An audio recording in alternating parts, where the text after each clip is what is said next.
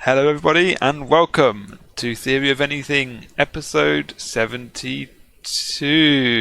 I think it is 72, isn't it? Yeah. Yeah. Yes. I am your host, Devon, co hosted by Ford. You right, Ford?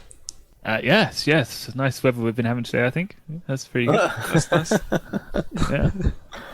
Hopefully, they don't release this on the day where it's really bad weather. Let me just do a quick Google check on my weather app. No, it is make nice sure. weather everywhere, so yeah. Excellent. Good. All the time. I feel everywhere. confident. It's everywhere, not necessarily every when. Yeah. Oh, yeah. And my other co host, Dad, Paps Andy. Oh, hello. How are Thank you? you. Not too bad. Yes. Yes. Yeah. Nice to be back around the microphone with you guys. Yes, and, it is. recording once more. Since last time when we met, we were actually sat next to each other in the real world. What an experience it was. It was, wasn't it? That was a hot day, wasn't it? We were Yes. sat in my cabin, sweltering hot, but I had to have the door shut because there was noises from outside. Someone's child. Was Yeah, making so someone's much child. noise. I wonder whose that was, and I think somebody's neighbour as well. Yeah, that's playing true. with a Yeah. ball next door.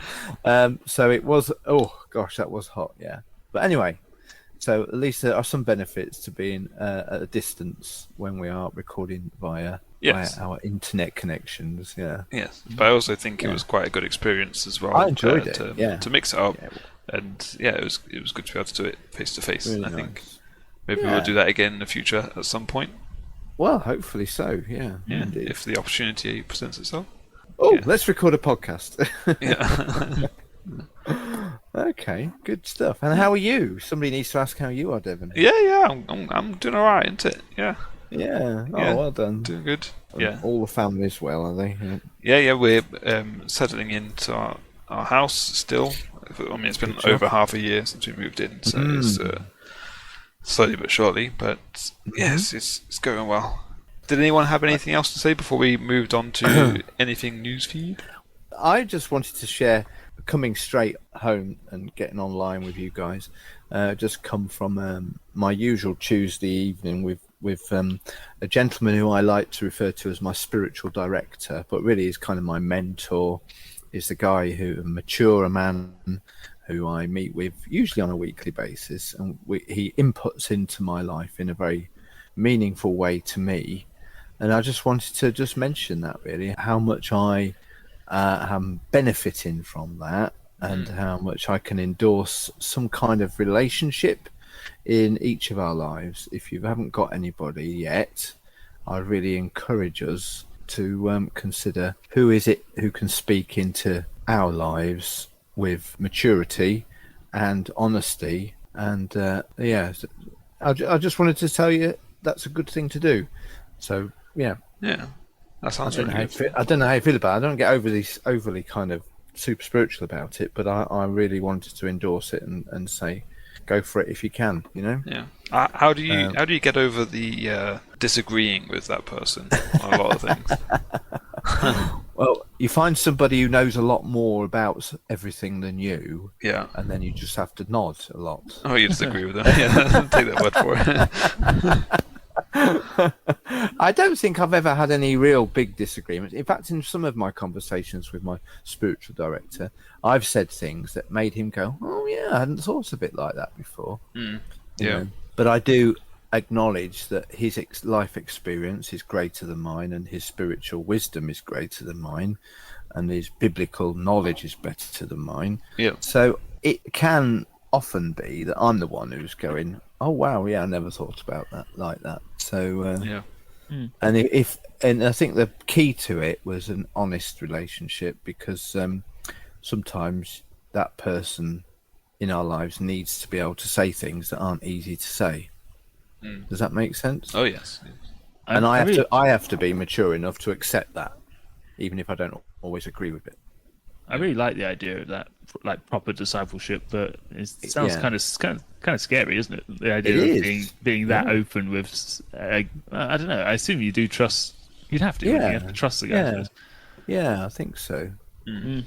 Definitely, it doesn't happen overnight. I mean, I've had this relationship with this gentleman for probably 5 years now. Haven't met every week during those 4 or 5 years, but certainly a good chunk of them. And as that's developed, the trust grows, Yeah.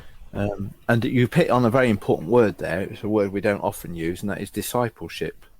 Yeah, and I think that's something to be sought, Definitely. Yeah. I mean, it's in the main. What's the word?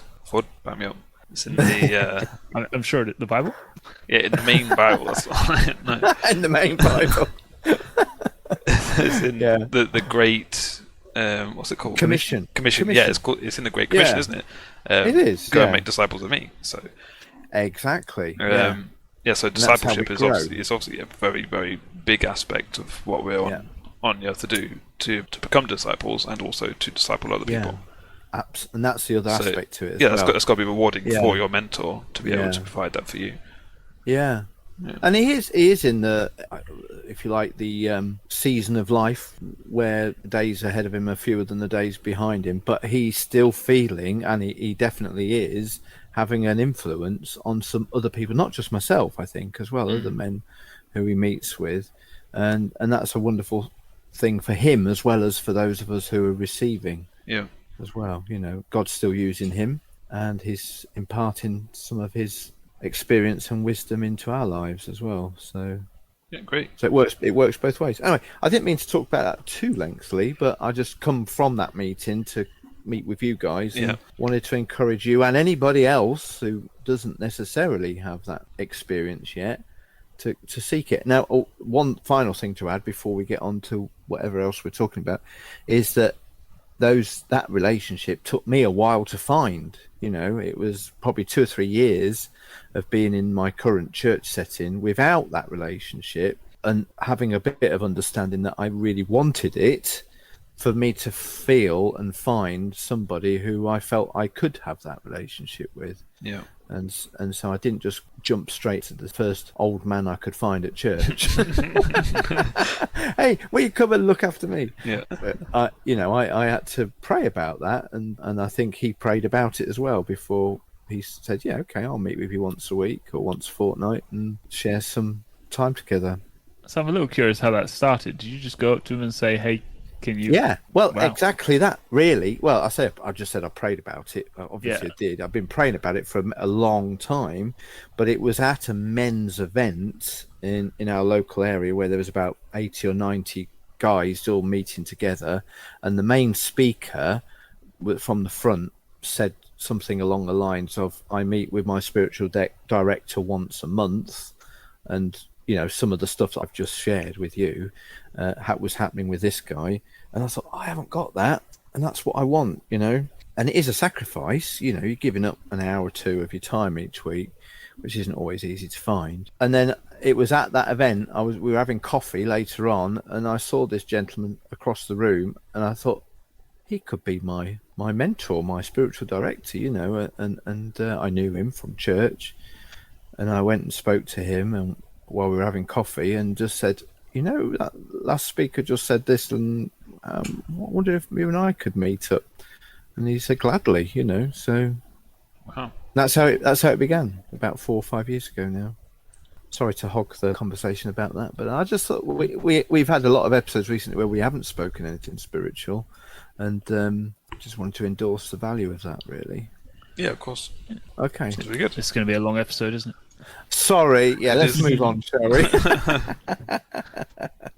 The whole of this episode won't be about God, but I'm sure he'll turn up again, I'm sure, at some point. Well, he like you said, from day one, he permeates every conversation. Yeah, that's it. Yeah. Put it on a t-shirt, I think. Brilliant. So let's move on then to Anything Newsfeed. And now it's time for Anything Newsfeed. So here we are in Anything Newsfeed land, ready to listen to anything. I see from my list we have. I shouldn't be saying this. It's your hosting. Indiana Jones. Oh, do you want to talk about the film? I guess when you say Indiana Jones. Yeah. So the latest Indiana Jones film has been out in cinemas for a couple of weeks now, and 2 weeks. A few. A few weeks. Is it? I thought it came out last week. Oh, did Anyway. it come out last week? Okay. I can't remember. I haven't seen it yet. Anyway, yeah. By the time this episode comes out, it'll be out It'll be more than a few weeks. Yeah. a few months. Maybe. Perhaps have you seen it? No, I just said no. I haven't seen it yet. I'm keen to see it because I am a bit of a Indiana Jones fan from years gone by. I think there's only been 3 before this, wasn't there? Yeah, we're getting the numbers in, and it seems to be that it's not doing very well at all. We've got 82 million it's grossed so far, and its budget was 295 million. So that's obviously a pretty savage. I didn't even know there was an Indiana Jones coming out. Wow. I haven't seen any adverts at all anywhere for anything. Really? Well, that won't help, will it? No. Yeah. Yeah, I heard similar figures. I think in the opening weekend, it took 25% of its production costs, which is lower than expectations. Right, yeah. And I've also heard mixed reviews about it, which won't stop me going to see it. Some stuff about the CGI is a bit shonky, and they've de-aged Harrison Ford for some of it at the very beginning, which hasn't been very well received, I think, or not very well. Those are just some of the things I've heard anyway. But I will still give it a fair go, I think, because I think I heard the opposite, that the first bit, where it's clearly set in the past, was the best bit, and then everything from then on is a bit drab. Oh dear, yeah. But yeah, well, yeah. Okay. I just wanted to mention the fact that it's quite a legacy character. It's a big franchise. Absolutely. And, yeah, not good. Do you think it appeals more? It's a you called it a franchise. There's another phrase for it. IP. Yeah, that It's is less familiar. I mean, it's because there's been a huge gap between the film 3 and film 4. Without looking it up, I wouldn't know the length of time. Do you think there's a problem in that it won't have this generation appeal for large numbers at the box office?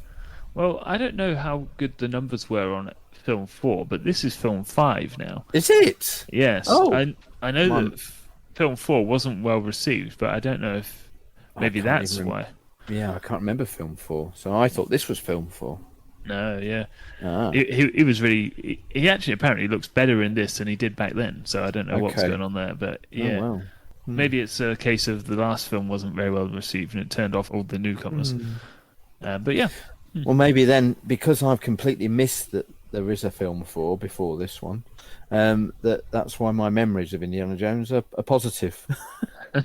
Yeah. And it might have been in a period in my life when I wasn't very much in touch with film events. Anyway, that's all I have to say on that. We shall see. Do you think it's something either of you want to go and see, or will you wait for it comes out on DVD? Yeah, I'll wait for it to come out. I think I didn't even know it was a thing, so that shows how much I'm into it. Have you seen the originals? Oh yeah. I've seen loads of them, and to be fair, a lot of them are quite fun. Yeah, great adventure stories. Yeah. Yeah, but I don't know. It's not something I go and spend a good amount of money to see in the cinema. Yeah. Okay. Fair enough. Anyone else? Another thing that's been in the news recently is this the Titan submarine that goes to visit the Titanic shipwreck. Yeah, I don't know if you've heard much about that, perhaps. Absolutely. It has been all over the news, hasn't it, last week and earlier.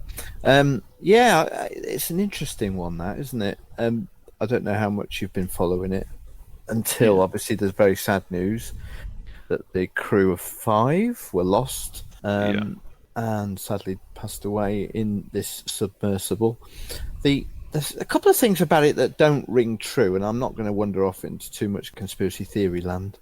The search area that they originally stated, and obviously the big stuff that was in the press every day, was how many hours of air they were going to have left. Yeah. Now we now know that the implosion, not explosion, as some news feeds had reported. I mean, that's just lazy journalism, isn't it, or ignorance? Classic mistake. That thing, it did not explode; it imploded, from what they now believe happened.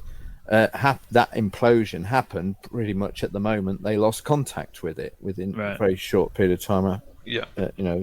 And also I heard that they were trying to resurface at the point of the implosion. According to some of the reports. So it appears that they knew something was going wrong before, obviously, very quickly, they wouldn't have known anything else.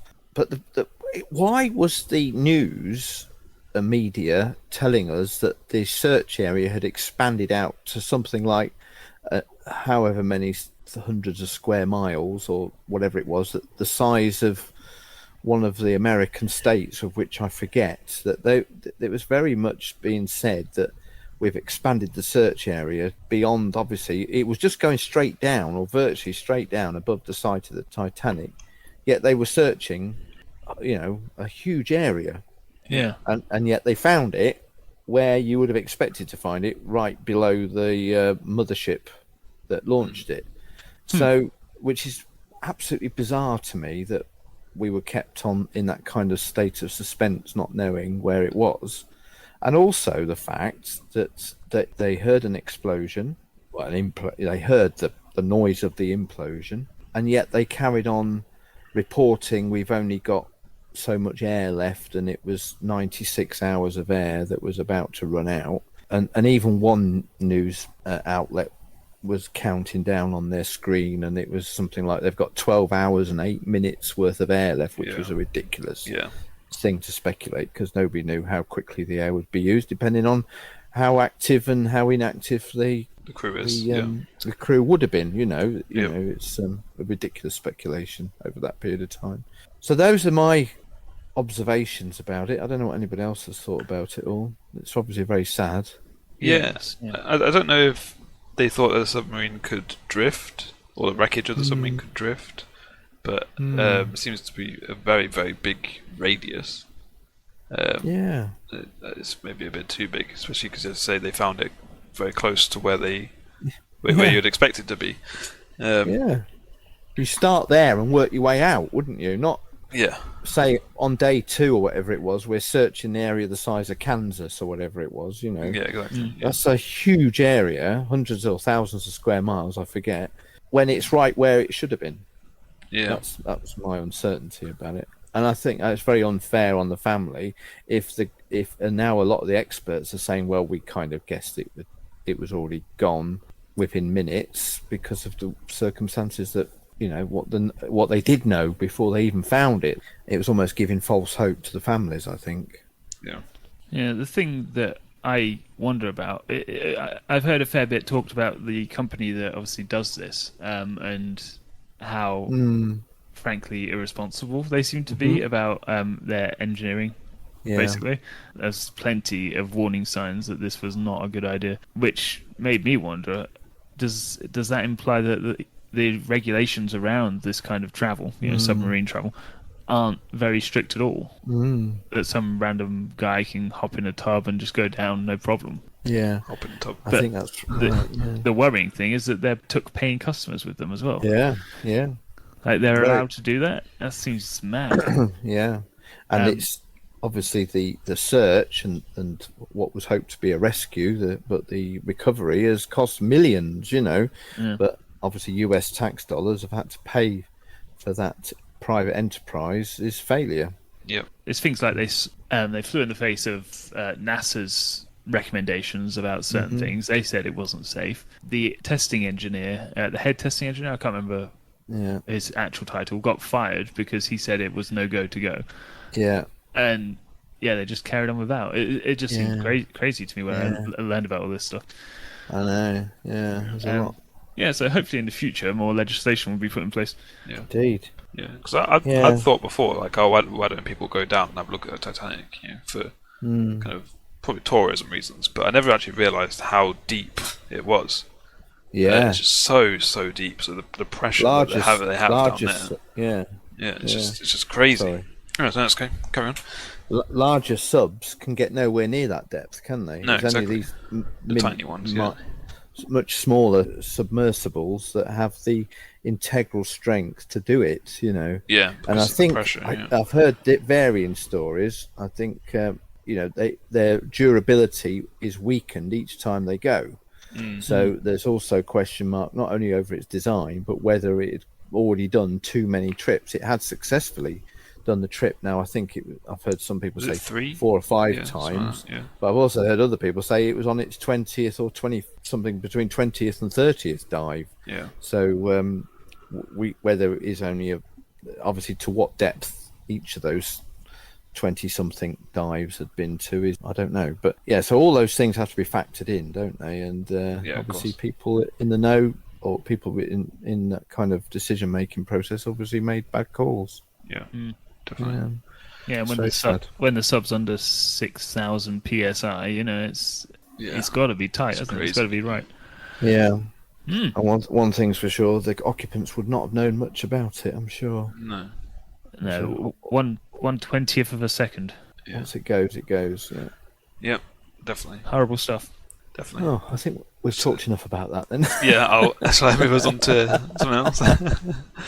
Thank you. There's something I wanted to talk about as a bit techie, actually. Oh, good. Maybe you've heard of this before. It was kind of all over everywhere. Is the new Apple product. Oh yeah. Oh, the new VR the Vision Pro. headsets. Vision Pro, that looks very nice. It looks like the next big thing. Yes. Really. I initially thought, oh, that's ridiculous. It's $3,500. Yeah. And it's a bit ridiculous. But then I watched the actual promo video for it, and the potential that it has is just crazy. People don't know it's a headset that you put on, and it's basically like a VR, or it's more like artificial or augmented reality rather than virtual reality. But it's a headset with a screen on, with cameras on each side, looking at your eyeballs and looking at outside in your environment. And you can put user interface onto your reality, or also change the reality as well. So there's a video of a lady sitting on a sofa in her living room. She's watching this, I don't know, it's a movie, sci-fi movie or whatever. And then the whole atmosphere changes. She's sitting on a sofa still, but now she's on like a Canadian lake surrounded by like a pine forest, with a screen that she's changed to be bigger than a cinema screen. And it's all obviously happening just in a headset. And yeah, they've got little sensors on the headset to track your hands as well. So that's how you select things. Yeah, it's, you can do like FaceTime calls and all that kind of thing with the headset. It's really cool. This looks really good, because I said this when I first saw your what was it, PS5, PS4 gaming headset. Yeah, I said, no, I haven't got PS5 one. I've got the original PSVR, which has been superseded now. But yeah, what did you say? When I first played on that, when it wasn't in VR mode, you're in this black landscape, as it were, and then the screen's just hovering in front of you. And I thought that was pretty epic, because then you could just replace your monitor with that. You could just put your headset on, and there's your computer hanging right in front of you. Big screen, just like hanging in nothingness. Whereas this seems to be doing that, except it's in your home, I suppose, or whatever you want. Anyway, yeah. You can have your computer hanging in front of you, and you just be on the beach. Apparently, that sounds really cool. Yeah, it is. Yeah. So I think the other competition to this is it called the Quest? But that's not really a competition. Is that Facebook's version of it? That's right. Yeah. And I think this has given obviously them a real run for the money. Obviously, the pricing range is completely different, but from the technical perspective of what it can do, and how immersive it's going to be, and also one of the wonderful things is, like you say, you can have a feel for see who is around you still in the real world, which is one of the downsides to my experiences of VR. Love VR, still do. You have no idea what's going on very much. You are completely out of the real world, and it can be a bit disorientating. But also, I think the people who are in the room with you, the real room, can also see through the visor, so they can you don't have to remove the headset to talk to people. Yeah, the way that works is that it's not actually transparent. No. It's little screens displaying your eyes on the screen back to the person outside. Yeah. So it looks. I think it looks a little bit jarring. Weird. Bit. Yeah. I think it makes your eyes look bigger. Like exactly. Like there's something wrong with it. Yeah. It looks like you're one of those Japanese cartoon characters. Anime. Yeah, anime cartoon character. Yeah. So it is a little bit jarring, but it's quite cool like that. But also a little bit jarring with the avatar that they give you. So if you were to do a FaceTime with the headset on, the headset learns what you look like, and it makes an avatar of you for that person's FaceTime. Yeah. So they'd Oh. see a representation of you Yeah. with your facial expressions and your movements as you're doing FaceTime, even though obviously they can't actually see you. That's pretty cool. It'd be interesting. It'd be interesting How- to see. How near to done is this? Is this just an idea at this point? I don't know when They've it's got official prototypes, launches. but they.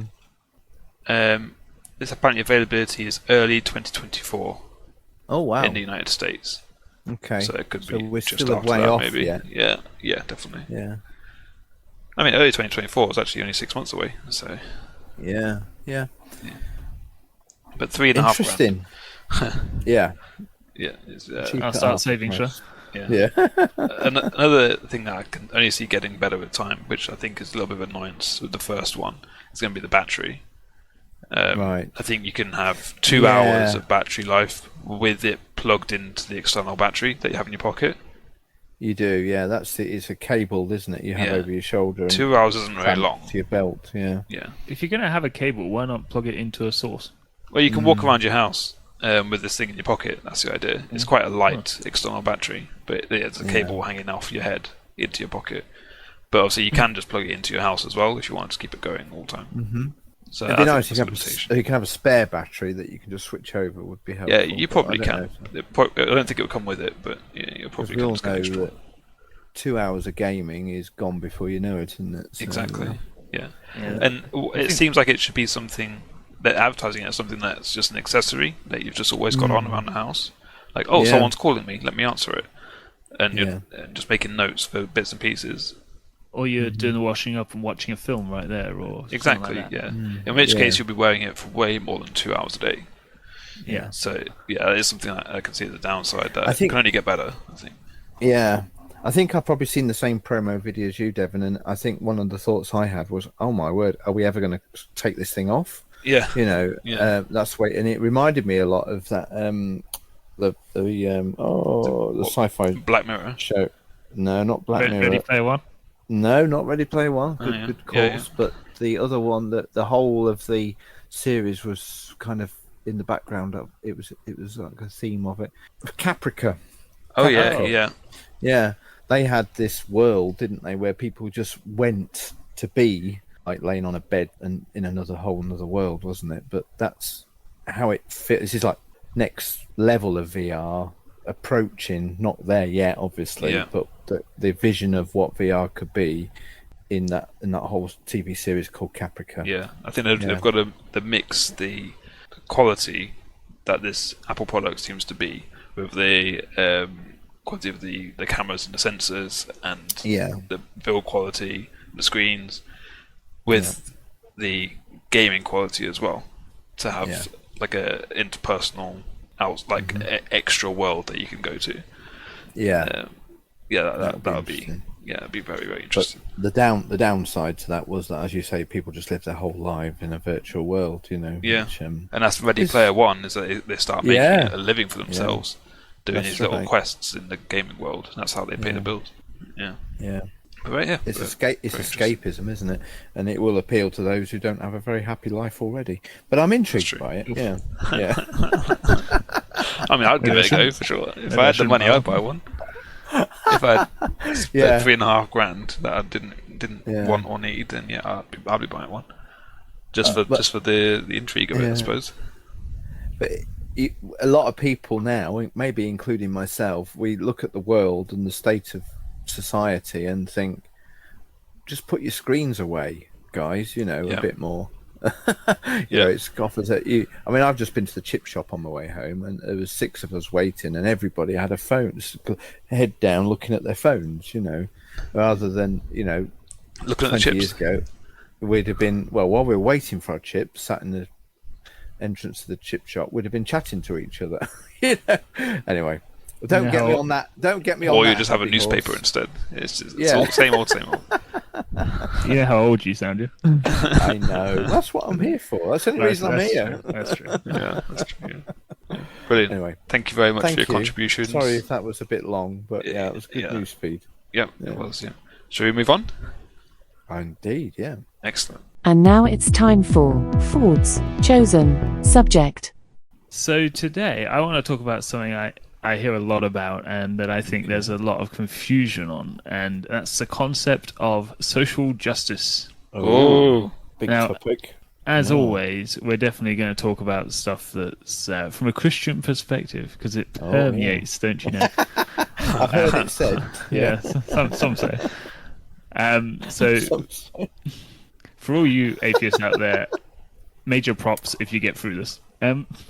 Also, I want to say some of the stuff we're going to talk about is relatively dicey. So, Dicey stuff. Yeah. Living life on the edge. Yeah. yeah. So please, patience and grace while we tell you how wrong you are. Right. So first off, I think we should probably talk about definitions. Okay. So we're all on the So same we're page. all on the same page. Good. Yeah. So, what exactly do we mean by social justice? I'm happy with whatever you think, whether it's a dictionary definition or what it means to you when you hear it. So, perhaps I'm going to pick on you. Gosh. Well, just simply by taking each of the two words, social just means how society functions, I think, and justice, I think of fairness. So I guess it's like a leveling or an equaling out of how society operates and is treated, I would say. That would be my instinctive answer to that question. What does social justice mean? interesting. Okay. Yeah. Anybody else got a better idea? Devon, what do you think? It pops into my head. Social justice is going above and beyond the legalized justice. So that I can see as being quite bad, but also in some instances quite good if the legal system isn't doing enough to give justice. Okay. Yeah, cool. But when you Okay. go beyond the law, things can get dicey, as you say. So, from both of you, it's kind of positive, Devon, a little negative. For me, if I'm honest, when I hear it, I think of progressive Christianity. I think of champions for LGBTQ plus stuff, fourth wave feminism, gender politics. We're on Basically fourth anything now. that, Gosh. Oh, basically wow. anything that pushes the DEI stuff. You know? Yeah. Yeah, that's basically what I hear when I hear social justice, because it always gets pulled up, I think, when people say social justice warriors. Warriors, yeah. And those are people who are on Facebook or Twitter or whatever shouting out about a lot of those things that I've just said. Okay. Yeah, I think I agree with what a lot of you said. A lot of what you said, because when people are being social justice warriors, they are going after things that are beyond the scope of the law. Yeah. So if someone was unlawfully treated, then usually the law enforcement would handle it. But then when there's something, someone made a tweet that I personally took offence to, then the law doesn't justify any kind of retribution from the law itself. So therefore, I have to make my own retribution, and I have to get everyone else to join me as well in this retribution. And when you've got people going just solely talking about all the other genders that you mentioned, like the LGBT stuff and everything, that can often be like a herd mentality or a mob mentality of what they call social justice. That sounds nice, but can be just pitchforking people Which outside of the witch hunting people outside of the means of the law.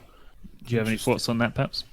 I do, in a way, yeah. I'm just thinking as we go, because I knew we were going to be talking about this, but various reasons I haven't gone deep in my own mind what my thoughts are about it. Yeah. I've just done a little bit of a Google, and I like this aspect of it.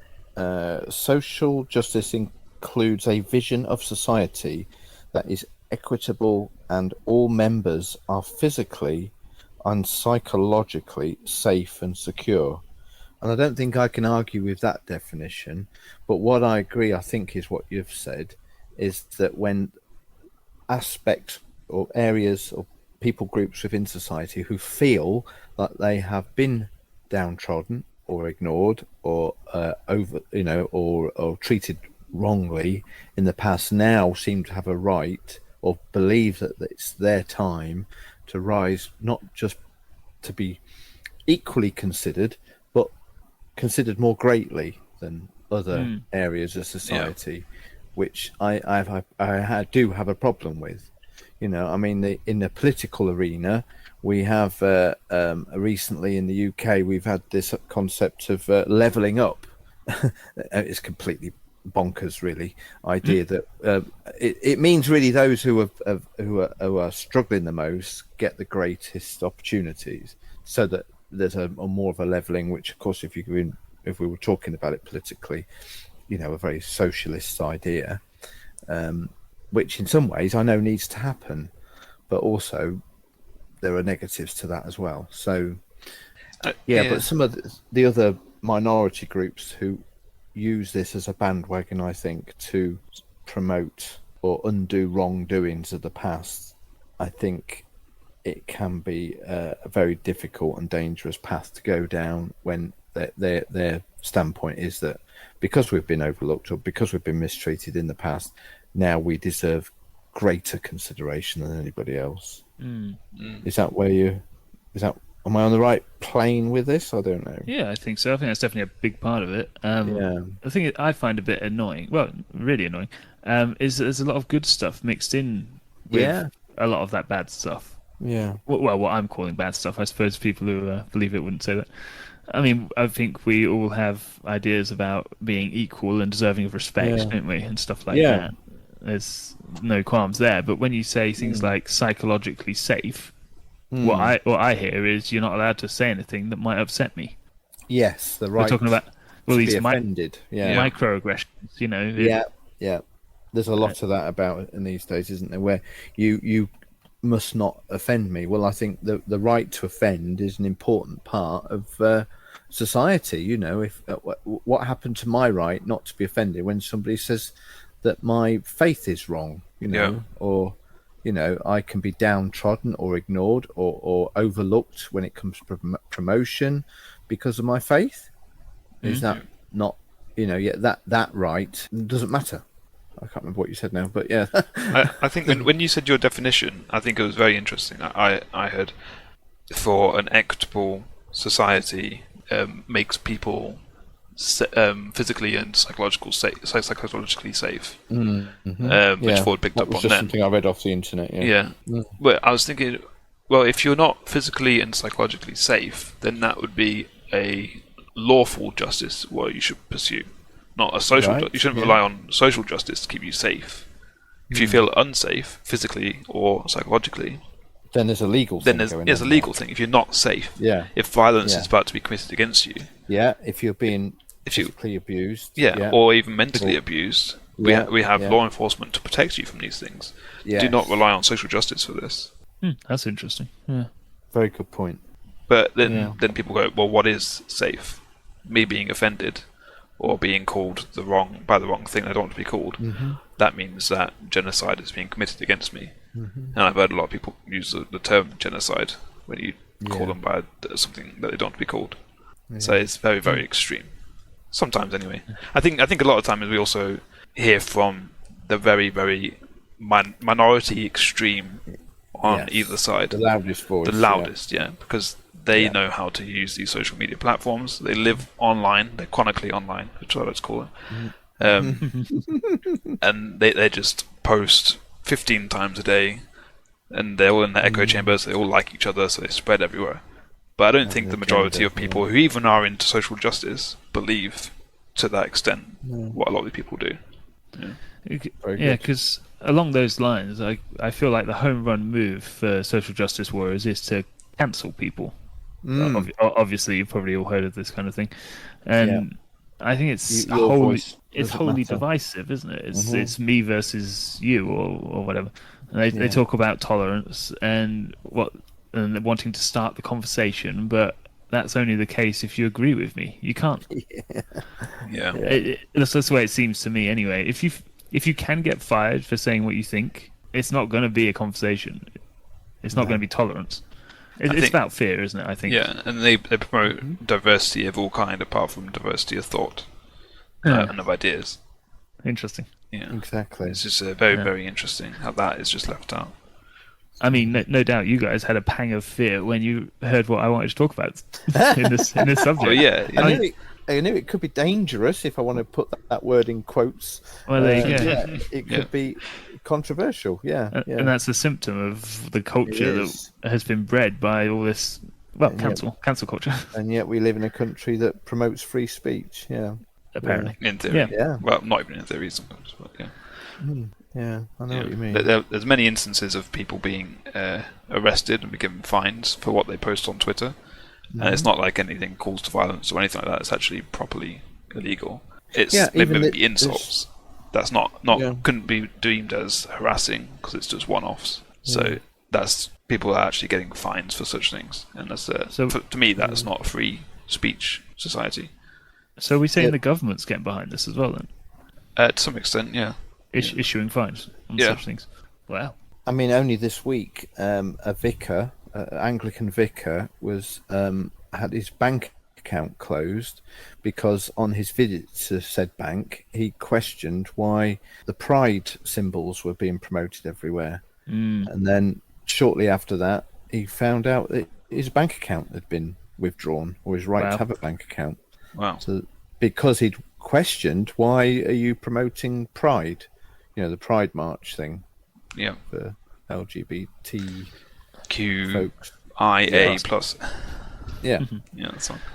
Yeah, I find that kind of thing because I had to stop going to Tesco's because it got me annoyed every time we went in there that they'd promote this kind of stuff. And it's not so much, although I do disagree with it, it's not so much that I think homosexuality is wrong. I think it's incredibly bad that they're promoting it to kids, and they're talking about sex and then posting flags about it everywhere. What are you to say to your kids when you go to Tesco's and they see it? You know, it's just horribly graphic, a symbol to be posting everywhere. And they have these pride marches, don't they? Where they are in public places. So there are lots of children present as well, going down the street. Yeah. And there's people wearing all sorts. Oh yeah, and often not a lot. Exactly. Yeah. I mean, I'd have the same problem if it was heterosexuality because it's just it's sorry, I've already said it. Yeah, no, I think you're right. It's not about their attractiveness to the same sex. It's about exhibitionism and inappropriate dress, isn't it?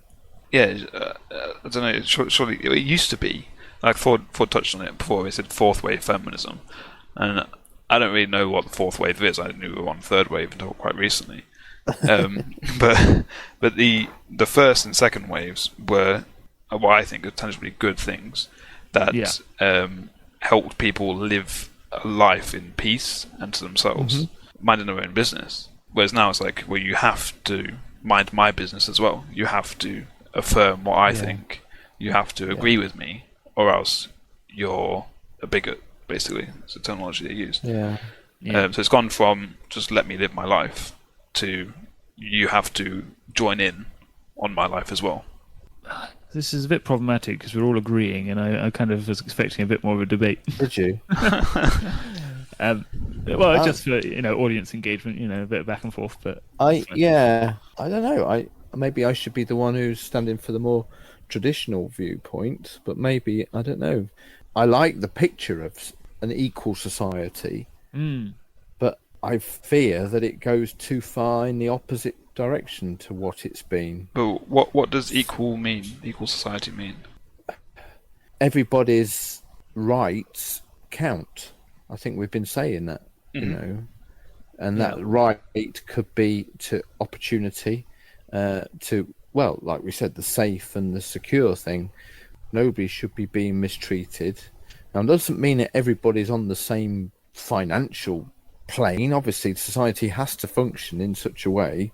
If we did all earn equal amounts, there'd be no motivation for anybody to go out and do more. You've always, and reward has to come for those who work and have the innovations. And that deserves to be rewarded. I'm not sure that it's fair that a footballer can earn £400,000 a week. No, what is it? What's the norm? Yeah, a week. There are some footballers who are on £400,000 a week. I'm not sure it's fair that Elon Musk earns $1 million every 4 minutes. When there are so much more need in the world that money could be solving or helping towards. So when you say you want equality of opportunity, where does that stretch to? Where do you enforce that? I want a society that's colourblind for a start. Okay. Yeah. I don't think we should be giving preference to any particular areas of society, culture. Based on race. Exactly. And we've heard of some of that recently, haven't we? Yeah. Affirmative action and things like that. That goes the other way. Exactly. Yeah. I want colour blindness in our society, and I hope, and I point my finger at myself. Have I always been like that? I don't know. Do I make judgments on people based on their colour? Sometimes, maybe, because of past experiences. But I challenge myself to try and to be colourblind. I don't want to make those prejudgments. I think I find that easier now than ever in my life because I've got positive experiences as well, and I see people for being people rather than for what their outward appearance is. So that's one aspect of it. Go on, you want to say something? Well, yeah, I was just challenging the idea of equality of opportunity, I suppose. Okay. Where is that? Where do you enforce that? Is it at birth? Is it with your parents' finances? Because if my parents are better off than this other person's parents, that means I've got more opportunity in life. Should their money be given to someone else? Like, it's hard to make it up quick. Should if there's a job going at my work, and I've been working extremely hard and someone else hasn't, should we both get the same opportunity to that promotion? No, it's rewarded based on effort, isn't it? That's how society should function at its best, I think. But there should be protection for the least as well. I did have something to say about that because there's two concepts out there. There's equality of opportunities and equality of outcome. Yeah. And it's in companies where you see hiring programs. They talk about diversity hires, don't they? They want a certain percentage of black people. They want a certain percentage of women, men, all this. And that's equality of outcome, whereas equality of opportunities is a little different. And I personally think equality of outcome is wrong. I don't enjoy that. Yeah. What about equality of opportunity? I think I can agree with that when it comes to hiring and firing of employees, but not to the extent where, like you say, it should be equality of your work that matters, basically, when it comes to work. Yeah. I know it's a lot easier to say than to implement because people are racist. It almost can't be helped. There's no one right now solution. It takes time. Changing minds takes time. It's interesting. Sorry. I think. No, sorry. You comment on that. I was going to say something different. It is interesting when you talk about how it happens over time, and I freely admit to making judgments about people based on experience from my past. But I watch, sometimes I work in one place where there's a children's playground nearby, and they're probably 4, 5, 6-year-olds playing. It's a bit of an interesting area, to say the least. But the children from all different ethnic backgrounds are all seeming to play well together. And I like that that's still there because they've grown up not thinking or knowing any different. Now, there might be fights and cursing each other, that's not obvious other occasions. Kids always fall out of each other, don't they? But it appeared to me the other week when I was observing this scene that actually they are just getting on with each other seemingly very well, and from many different cultural backgrounds. So I don't think it happens at a young age as much as it does as probably as you move into older age and teenage years and beyond, that we somehow, some way pick up prejudice. Not everybody, but some people do, I do worry, well, I don't know if I worry so much, but I have concerns about the idea of being colorblind, like you said before. Okay. People have a certain heritage, and they should be able to be proud of that, I think, rather than... Well, not proud in the sinful way, as it were, but they should be able to hold their head high and think, yes, I am, whatever. And I think we, as the other, should be able to look at them and say, yeah, I respect your heritage. Yeah. Not, I don't see your heritage. Okay. Yeah. Maybe colorblind isn't the best way of expressing it, but I think, yeah. I mean, I was talking from an economic point of view. Yeah. I think our all different cultural backgrounds have equal value. And my right to be British is no more than anybody's right to be a proud African, or any other continental origin. It's yeah. I know it's probably going a bit off topic. Yes, I suppose it is. Yeah. I did want to talk a bit about how Christians should interact with this sort of thing, but I don't know, has this been going long enough? Maybe start to wind things up. But I'm not going to oppose any Christian content, so carry on. How much should we champion this kind of change? Wow. I can start us off with a thing if it helps. Go on then, yeah. So it was in the news recently that the first transgender archdeacon was put into his archdeaconship recently in the Church of England, and it's all being touted as this great leap forward and obviously if you're a Christian you probably know, and if not you probably still know that it is probably antithetical to the Christian faith that you'd be transgender. But is this the kind of thing we should be happy about? I'm part of the Church of England. The church I attend to now is a C of E church, and there's a lot going through at the moment in that denomination that is troubling and difficult for many of us who would probably hold a more orthodox and biblical view of sexuality. And I think that the danger in these conversations is that we can come over as bigoted or homophobic, and I certainly would never feel any kind of hatred to anybody else who was not like me. But I also believe in what the Bible says, and there are Christians who hold the opposite view in sexuality matters, and who also believe the Bible. But this is where we get on very difficult conversations, isn't it, about what the Bible says and how we hold that, how we judge that, and how we allow that to affect how society operates. And I haven't got all the answers. I wish I had. We've had discussions about it in certain church groups where I go, and the more I've spoke about it, the more confused I've got by it, to be honest. So Right. Yeah, there are no clear definitions. I don't know no clear answers to it. I don't know what's going to happen with regards to Church of England. It could be sometime later this year that decisions are going to be made that affect how churches operate. I'd be opposed to it being imposed upon the church that we have to accept gay marriage and things like that. If there are churches within the denomination that choose to do that, then you'd have to respect those kind of regulations and stipulations. But I'm very concerned that it might divide the church, and that's the last thing I'd want. And I certainly don't want anybody hearing this to think that I am anyway hold anything bitter or hateful towards anybody of any persuasion. So tricky ground, I think. Devin, do you have any thoughts? I kind of disagree. I don't think we have to respect anyone who has that opinion or any opinion. I don't think that respect is a right. A right to be respected by all people. And I think that whether you're a Christian or not, you shouldn't indulge in someone's delusion. Okay. Well, I think if you wanted the best for that person, you should try and give them help. Yeah.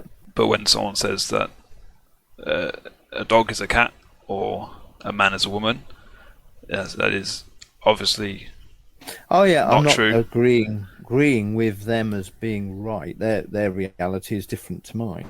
Yeah. So I think that there are ways that we can talk to these people in situations to make them feel not judged, I suppose, but also sticking to what we believe is true. You mean not attacked, maybe? Yeah, not attacked. Yeah, not attacked. I think more than that, I think they should be able to feel loved. Yes. even if we don't agree with their, I hate to use this phrase, lifestyle choice, because some people will say it's not a choice, it's who I am. Any more than my choice being heterosexual is my choice. Which It's is who you are. Yeah, it's very difficult terminology to navigate around, because to say it's their choice in language like that, it can insinuate that they are pretending to be of the opposite gender. And I think a lot of the time they actually do believe such thing, which is why I use the word, it's quite a harsh word, but I think it's quite accurate, is delusion. Because they believe one thing that is not true. I don't think they're pretending, on the whole. Obviously you get outliers and you get people who try and take the mick. But I think they're living what they think is true. So you believe in the whole gender dysphoria kind of thing? Well, I say believe in as if it's a belief, but you subscribe to the gender dysphoria thing. Yeah, I think gender dysphoria is a thing. Yeah, I think It does exist. It is a medical condition, a psychological condition that a person can have, where they feel like they are not one with their own gender, and such things happens as well with people's their weight, with their muscularity, all sorts to do with your own body. You get dysphoria. It's just not gender. It's just body dysmorphia. So yeah, it is a thing. Is it as popular as you see it online now? I don't know. To say that people are pretending to be something that they're not, I think we can often get tripped up in that, because that puts them on the back foot immediately, for them to think that you think I'm pretending? You think this is a joke? Like, it's just not a great way to start off at all when you're talking to somebody. If I may bring it back to the Christian thing, when I see church doing this sort of thing, I think like they're trying to become like the world, and almost as if they're trying to justify their own existence. This particular transgender archdeacon has a extra saucy little twist that they are quite heretical, quite outright, openly heretical, and I think the church is turning a blind eye to it purely because of the whole. Have you got any examples? Thing. Yeah. Or that's being fear. That's a whole other matter, isn't it? So it's almost obviously they're choosing social justice over the Christian belief. Yeah. Like even if having a transgender archdeacon was okay, they're letting that archdeacon attack, I don't know, the very doctrines they hold to. Have you got any examples of the heretics? They're very much on Twitter. They say quite a lot of stuff. Right. I'm trying to think of one. There's something she said about. Oh, sorry, my bad. Said about the angel that came to Mary when they said about giving birth to Jesus. Obviously, the angel didn't want Mary to say yes, and it was wrong for her to say yes to having Jesus.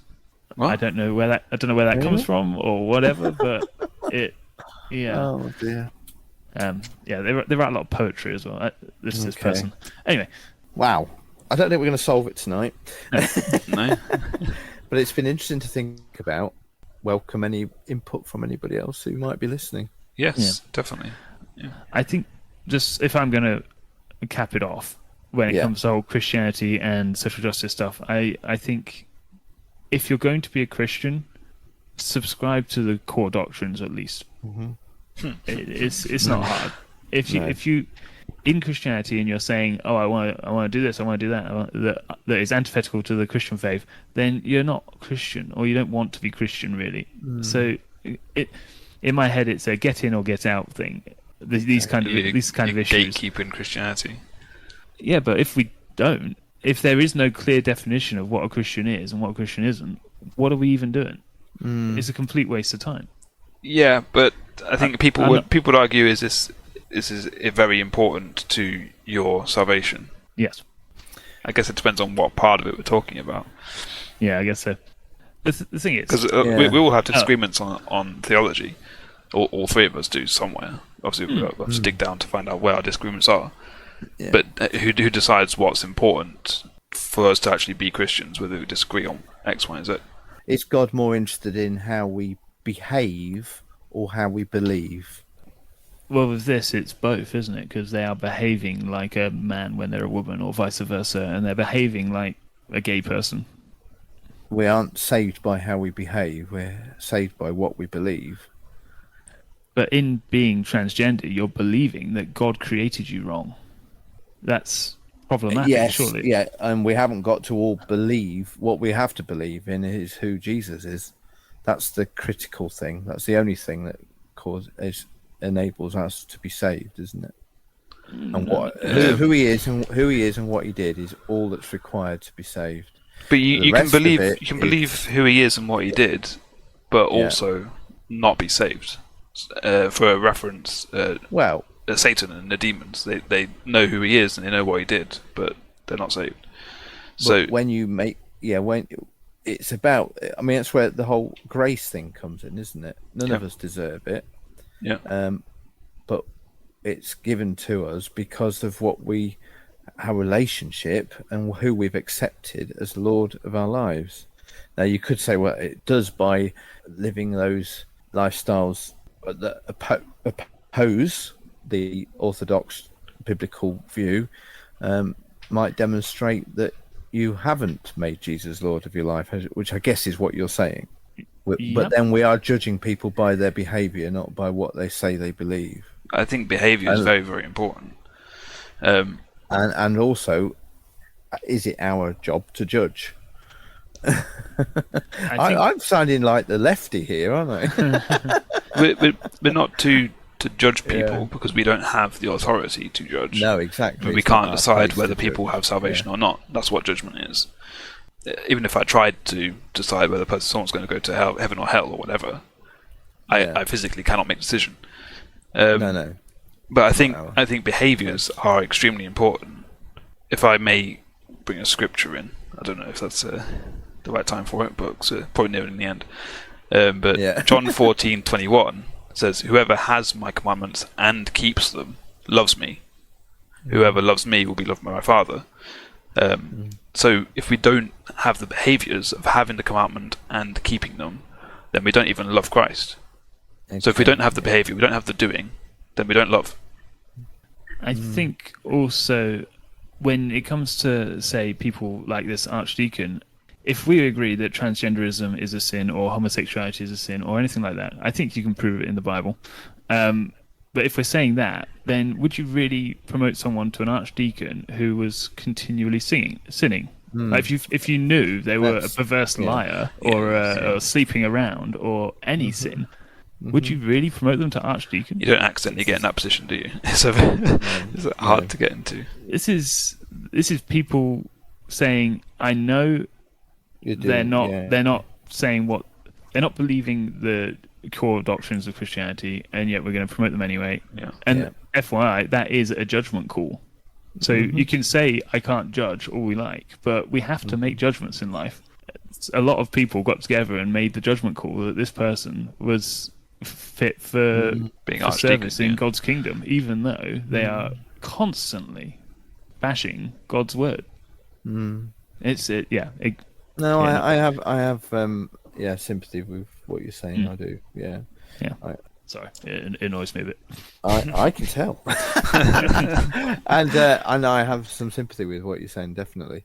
But I'm just drawn back to something that was said to me recently when one of the thieves on the cross, was just a picture of something that you can't prove happened, but the thieves on the cross, when entering heaven, was asked, what are you doing here? And he simply says, the man on the middle cross said I could come. And he didn't even know anything more than that. It's a lovely picture, isn't it? Now, what we've been talking about tonight isn't necessarily that picture, because it's people making deliberate decisions and lifetime decisions. It's not a matter of ignorance, it's a matter of decision. But that's the love of Jesus expressed in a beautiful way to me, that, as I say, without justifying or enabling or some of the things you've been saying about, I just want to reiterate the fact that it's our job to love everyone because God loves everyone. I agree. Yeah.